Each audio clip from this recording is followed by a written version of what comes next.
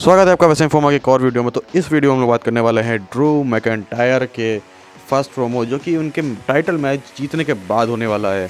तो बहुत कुछ है इस वीडियो में, तो लास्ट तक बनी रहेगा वीडियो में और लाइक शेयर सब्सक्राइब जरूर करिएगा। तो होता क्या है कि भाई आज पहले होती है ड्रू मैकइंटायर की एंट्री, और आज बेकायदा मतलब WWE ने बिल्कुल एक अलग से थीम वाली एंट्रेंस दी है। ये देख के बड़ा अच्छा लगा कि हाँ, WWE एक्नॉलेज कर रही है ड्रू मैकइंटायर को।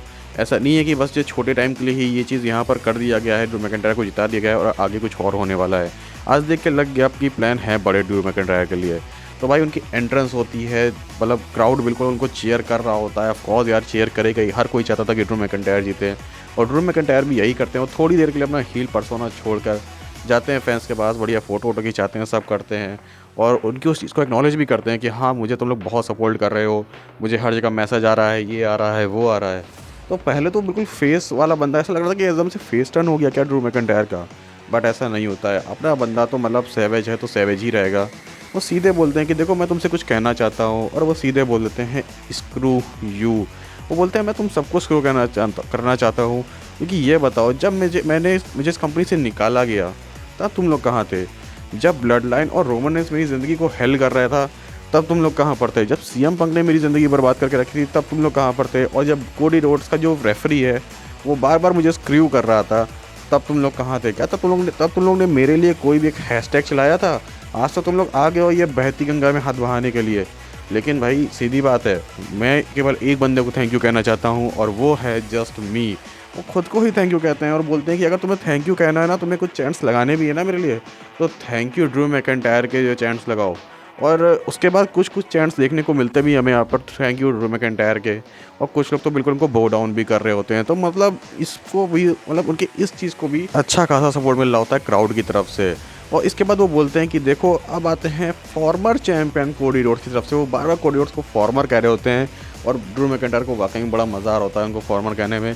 और वो कह रहे होते हैं कि देखो यार, अब क्योंकि 90% जो अमेरिकन पढ़ तो नहीं पाते हैं, तो मैं काम करता हूँ, मैं तुम लोगों के लिए इसको पढ़ के बताता हूँ या तुम लोगों को बताता हूँ कि जब मैंने उस कॉन्ट्रैक्ट को साइन करवाया तो उसके साथ एक क्लॉज भी जुड़ा हुआ था, और वो ये था कि भाई कोई भी रीमैच नहीं मिलने वाला है कोडी रोड्स को। अगर तुम्हें कुछ करना है तो भाई जाओ लाइन में लगो, मेहनत करो और उसके बाद मेरे पास आओ मैच के लिए।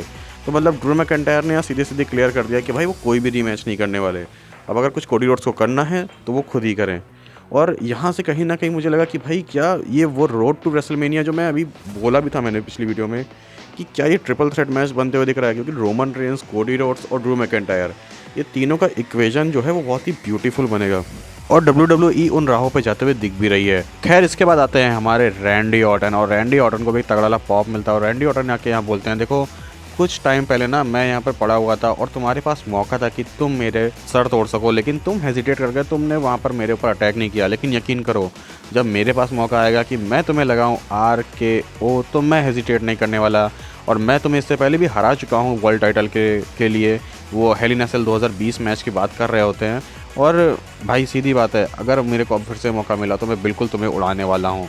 तो इसके बाद ड्रू मैकइंटायर कुछ यहाँ पर रिएक्शन करने जा ही रहे होते हैं, बट तभी आते हैं जेका फाटू और वो बिल्कुल चढ़ जाते हैं ड्रू मैकइंटायर के ऊपर, और फिर मार पिटाई तो होने लगती है। और इसके बाद क्या था, ड्रू मैकइंटायर भाग जाते हैं और उनके पीछे पीछे यहाँ पर हमारे जेका फाटू भी चले जाते हैं। और भाई पता नहीं कहाँ से मिज आते हैं और वो अपना मूव लगा देते हैं बिल्कुल रैंडी ऑर्टन के ऊपर, और उसके बाद इन दोनों के मैच होता है। अच्छा मैच में होना ही क्या था यार, जाहिर सी बात है रैंडी ऑर्टन अभी आए हुए हैं, अच्छा खासा पुश मिला हुआ है, और मिस को वैसे भी इन्होंने ऐसा लगता है बिल्कुल एज अ रुकी बना दिया है।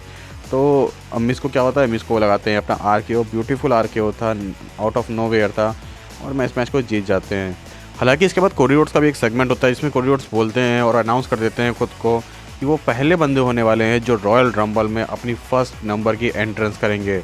और इसके बाद वो आ जाते हैं सीधे जेका फाटू के ऊपर, और जेका फाटू को भी वो कॉल आउट कर देते हैं कि आओ जो तुमने किया है उसकी तुम्हें तो अच्छी खासी पनिशमेंट मिलेगी।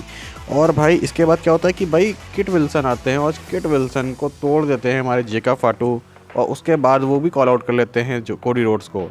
उसके कोडी रोड्स आते हैं, इन लोग के बीच हमें ब्रॉल देखने को मिलती है, जो कि ब्रॉल जैसी तो कहीं नहीं लग रही थी, बट एक छोटा सा सेगमेंट टाइप का ही मैं कहूँगा, जो बस हल्का सा धक्का मुक्की हो गई थी। ऐसी धक्का मुक्की तो ना जाने कितनी, भगवान ने यार, मुझे तो ब्रॉल भी नहीं लगी। बाकी बहुत ही ब्यूटीफुली आज मैं कहूँगा स्मैकडाउन थी। और मैं ड्रू मैकइंटायर की बात करना चाहता हूँ कि भाई I hope Drew McIntyre as a WrestleMania में एज अ वर्ल्ड चैम्पियन ही जाए, अनडिस्प्यूटेड चैम्पियन ही जाएँ, और वहाँ से निकले भी वो एज अ अनडिस्प्यूटेड चैम्पियन, क्योंकि वो बंदा है फ्यूचर। अगर आज रोमन रेंस पे भी आप इन्वेस्ट कर दोगे तो भाई मतलब कुछ होने वाला नहीं है, क्योंकि वो बंदा ऑलमोस्ट पाल टाइमर से भी बुरा हो चुके हैं उसके हाल। और उसके बाद मैं बात करूँगा कोडी रोड्स की, तो कोडी रोड्स को अभी लोग इन्वेस्ट करना चाह नहीं रहे हैं। कोडी रोड्स आई थिंक एक हील बनेंगे तभी लोग उनमें इन्वेस्ट करेंगे, क्योंकि लास्ट चांस तो मुझे अब कोडी रोड्स के लिए वही लग रहा है। बाकी ड्रू मैकिंटायर तो हैं ही इस वक्त सबके फेवरेट, तो आई थिंक जो फेवरेट है उसको थोड़ा आगे करना चाहिए, और वो बनता फ्यूचर बन भी सकता है, एक अच्छा खासा स्टार बन भी सकता है।